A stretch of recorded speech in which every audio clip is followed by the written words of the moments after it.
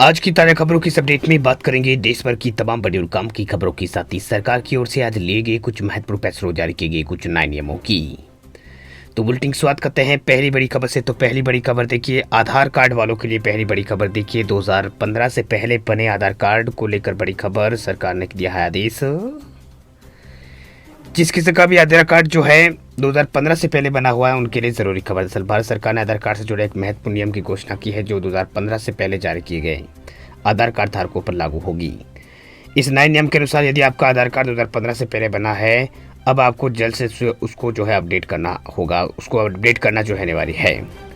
वही सरकार का उद्देश्य नागरिकों की जानकारी को सुरक्षित और अद्वितीय रखना है, जिससे सरकारी और गैर सरकारी सेवाओं का लाभ आसानी से जो है वो लिया जा सके।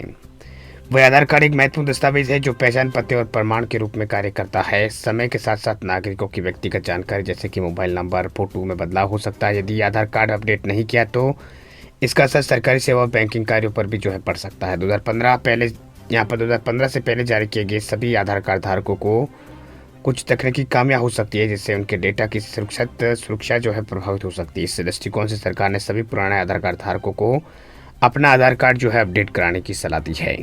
यानी एक बार अपने आधार कार्ड को एक बार ज़रूर अपडेट कर ले, ताकि जो है इसमें कोई किसी तरह की यहाँ पर खराबी यहाँ पर ना हो, या फिर कोई भी डेटा वगैरह जो है आपका लीक ना हो पाए। फिलहाल बढ़ते आगे अगली बड़ी खबर की ओर। अगली बड़ी खबर की बात करें तो डीजीसीए ने जो है पायलटों को दी है बड़ी खुशखबरी। इस दिन से ड्यूटी और आराम के नियमों में होगा सुधार।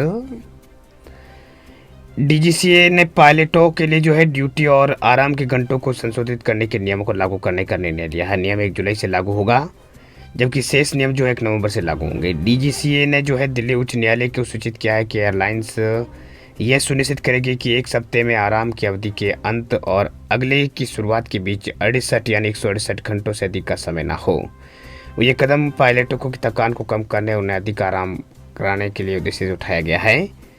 वही सिविल एविएशन रिक्वायरमेंट के तहत पायलटों के लिए अधिक आराम समय जो रिक्वायरमेंट के लिए जो है अधिकार समय सुनिश्चित किया जाएगा। इसमें साप्ताहिक आराम अवधि को मौजूदा 36 घंटों से बढ़ाकर 48 घंटे किया जाएगा। साथ ही 2 लोकल नाइट्स लगातार 48 घंटों तक न्यूनतम साप्ताहिक विश्राम प्रदान जो है वो किया जाएगा।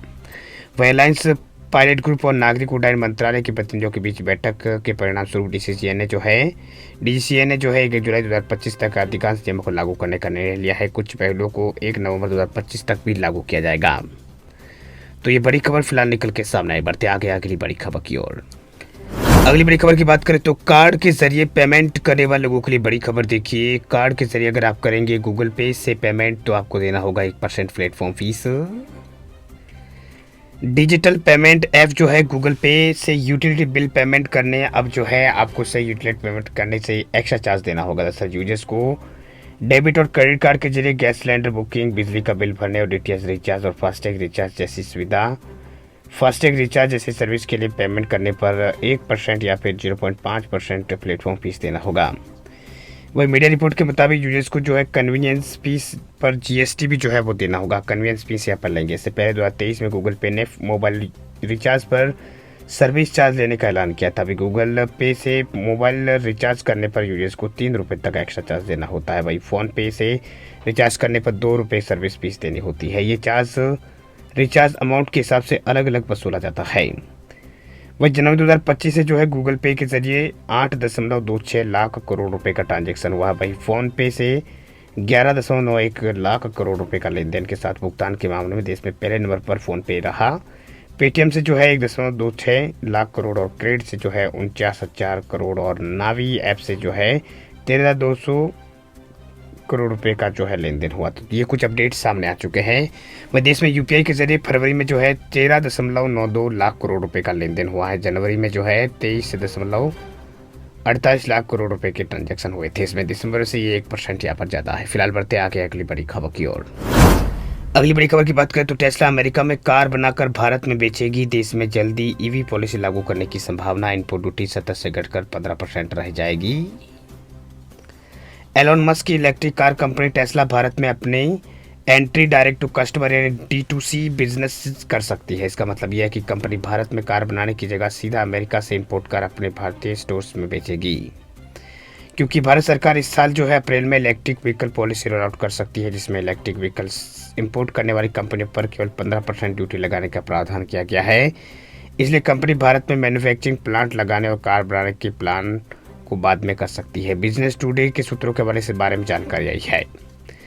वहीं केंद्र सरकार ने भारत में इलेक्ट्रिक व्हीकल्स की मैन्युफैक्चरिंग बढ़ाने और मैन्युफैक्चर का हब बनाने की विजन से के तहत जो है policy scheme for promotion of manufacturing of electric passenger cars in India को पिछले साल मार्च तक बढ़ाने की मंजूरी जो है वो दी थी। यानी पिछले साल मार्च में इसको मंजूरी आप दी थी। पॉलिसी में जो है सरकार ने दुनिया भर की कार कंपनियों को भारतीय मार्केट में एंट्री के लिए इंपोर्ट ड्यूटी 70% से घटाकर 15% कर दिया। इस छूट का लाभ विदेशी कंपनियों को हर साल जो है 8,000 कारों के इंपोर्ट पर मिलेगा। वही पॉलिसी नियमों के तहत कंपनियों को कम से कम 4,150 करोड़ रुपए का निवेश करना होगा। वही अधिकतम निवेश पर कोई सीमा नहीं है। कंपनियों को 3 साल के भीतर भारत में अपनी मैन्युफैक्चरिंग और ईवी का कमर्शियल प्रोडक्शन शुरू करना होगा। ऑटो कंपनियों को 3 साल के भीतर प्लांट लगाकर इलेक्ट्रिक गाड़ियों का प्रोडक्शन शुरू करना होगा। साथ ही 5 साल के अंदर जो है DVA यानी डोमेस्टिक वैल्यू एडिशन को 50% तक पहुंचाना होगा। यानी इलेक्ट्रिक व्हीकल में लोकल सोर्सिंग को बढ़ाना होगा। ऑटो कंपनियों को तीसरे साल में लोकल सोर्सिंग को 25 से और 5वें साल में जो है 50% जो है वो करना होगा। तो ये कुछ अपडेट्स जो है वो सामने आ रहे हैं। टेस्ला ने ईवी पर चर्चा नहीं, मतलब ईवी में चर्चा में हिस्सा नहीं लिया था। जैसे सरकार ने हाल में ईवी पॉलिसी पर कंपनियों के साथ चर्चा की थी, उसमें टेस्ला ने भाग नहीं लिया। लेकिन रिपोर्ट्स के मुताबिक कंपनी डेवलपमेंट पर नज़र बनाए हुए है। इसकी पहले खबर आई थी कंपनी भारत के गुजरात या फिर महाराष्ट्र में प्लांट लगाने के लिए जगह की पहचान भी कर चुकी है और हायरिंग भी यहाँ पर कर रही है। तो ये कुछ अपडेट्स निकल के सामने आ रही। वीडियो अच्छा लगे लाइक करें, चैनल पर नए चैनल को सब्सक्राइब करें, साथ में बेल आइकन दबा दें ताकि इसी तरह की खबरें आपको रोजाना मिलती रहे।